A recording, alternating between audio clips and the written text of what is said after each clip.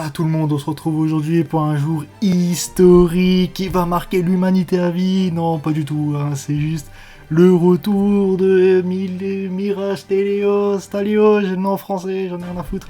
Le retour, personne s'y attendait, bah il est là. On prend, moi je prends.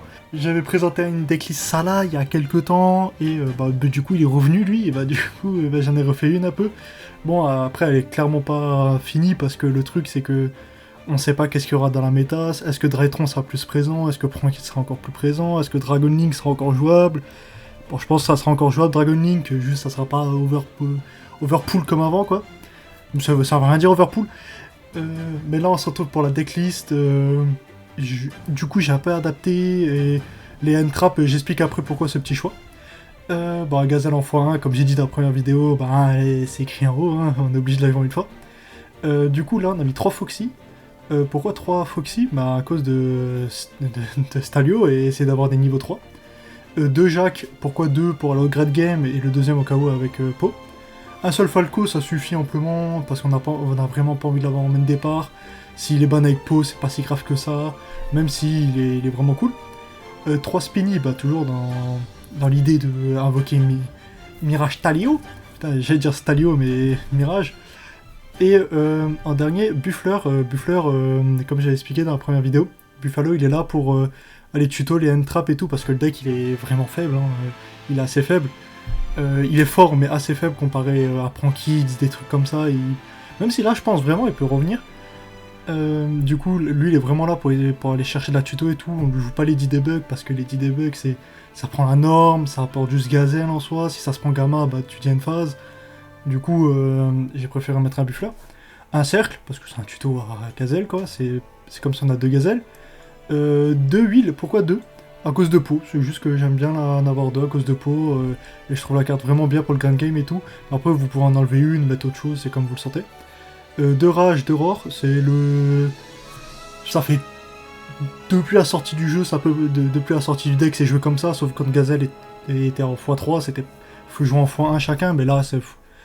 J'ai juste mis x2 chacun parce que j'aime bien les avoir en x2 à cause de Po. Et après, bon, il y aura des gens qui vont jouer elle en x1, mettre autre chose.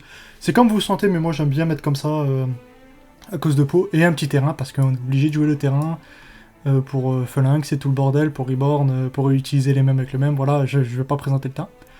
3 Signet, c'est comme si on a en tout 5 gazelles dans le deck, quoi, en gros, pour entre gros guillemets 3 pots, du coup, pour encore plus de tutos, chercher ça, voilà. Pour chercher ça, des salas, pour chercher Gazelle, vraiment, ça on a de la chance. Un upstart, il me restait une place, je savais pas quoi mettre, je me suis dit un petit upstart, c'est toujours cool. 3 H, parce que c'est la meilleure carte dans Salah, parce qu'elle est feu, et du coup ça permet de faire des Loups du Soleil, des Hitléo, plein de trucs. 3 School et 3 Didi. Pourquoi j'ai mis eux? C'est juste je suis parti du principe que Drytron sera peut-être beaucoup représenté maintenant. Et du coup, Corbeau DD c'est toujours utile contre son deck. Et Schoolmeister contre Prankid et contre Drytron c'est toujours cool. Là je suis vraiment parti sur le principe que Drytron et Prankid ça sera joué à mort, mais ça se trouve il y aura autre chose. Hein. Voilà, ça dépendra juste de contre quoi vous tombez et tout. Voilà, ça c'est modulable quoi. Bon, H, ça m'étonnerait que c'est modulable, ça fait depuis sa sortie qu'elle est jouée. En plus, elle est feu, faut la jouer comme dans ce deck. Et en dernier, j'ai mis Ice Dragon Prison. Ça, c'est comme vous le sentez, vous pouvez mettre autre chose à la place, comme un Striker, plein de trucs comme ça. Même mettre un Gamma, c'est comme vous le sentez, c'est juste que je l'ai mis pour tester pour l'instant. Mais comme dit, si Prankid et Drytron, c'est vraiment joué. Vraiment, ça sera pas la plus utile et elle dégagera, je pense. Mais voilà, c'est comme vous le sentez. Dans l'Estra deck, bon, c'est le même Estra depuis 15 ans, sauf qu'on a ajouté Stalio. En gros, 2 Hitléo pour l'utiliser avec le même, 3 Loups du Soleil, 3 Phalanx, un petit Splash Mage qui permet de Reborn, des Jammers qui permettent de faire des OTK lui tout seul, Transcode Talker qui est trop bien, qui permet de Reborn un Link. Lingulebo qui permet de jouer contre les pièges, genre contre un Altergeist, contre un Eldish, des trucs comme ça, des trucs à la con, parce qu'il y a moins qu'aussi qu'Eldish ça revient, faut faire gaffe. Ou même contre des decks rogues et tout, parce que le deck galère vraiment contre les decks rogues, c'est bizarre, mais il galère plus contre les rogues que contre la méta. Access Quarter, c'est une machine à OTK dans ce deck, et il peut attaquer 2 fois à 5003 dans ce deck, c'est très bien. Du coup, le retour du roi, comme on dit, Mirage Talio. Et en dernier, Abyss de l'air, dans ma dernière vidéo, je l'avais mis, mais entre temps je l'avais enlevé parce que c'était vraiment, on le sortait jamais. Alors que là maintenant, avec le retour de Stalio, vraiment on peut le faire assez facilement comparé à avant. Du coup, je l'ai remis et tant mieux. Dans le side, le side il peut changer comme dit à cause de Drytron et tout. Et je pense même on pourra mettre lui, si je dis pas de conneries, il s'appelle comme ça. Que je dis pas de conneries, tac tac. Non. Oh, merde, je vais pas lui. Machine. Tac tac tac, je me dépêche, je suis désolé.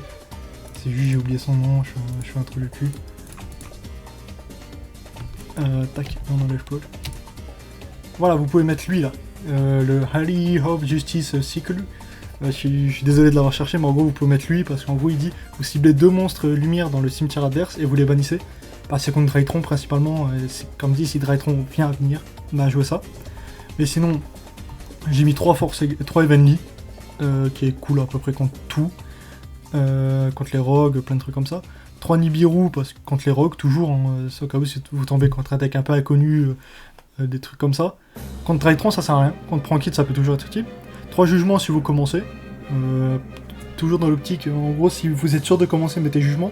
Parce que si vous allez go second, jugement ça sert à rien, il aura son board. 3 Twin pour jouer contre les Barcro decks. Et 3 Gozen contre Prankid. Parce qu'en gros, eux qui connaissent pas, c'est que vous pouvez contrôler qu'un attribut sur le terrain. Vous, la plupart du temps, c'est que des feux. Et après, vous pouvez la détruire avec Phalanx. Après, vous partez sur vos combos. Et contre Prankid, c'est fort parce qu'il a eau, feu, vent, terre. Il a total. Du coup, c'est trop fort.